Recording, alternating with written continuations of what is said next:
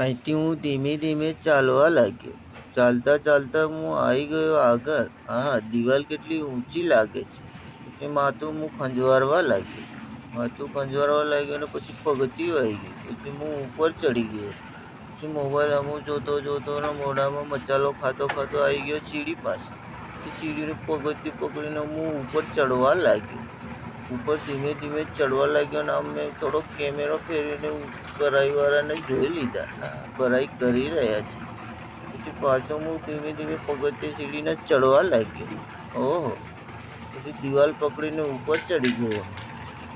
પછી શાંતિથી બેસવા લાગ્યો. આમ જોયું મેં. હા, પછી શાંતિથી એમ વિચાર કરીને કે સારી રીતે બેસી જાઉં હું.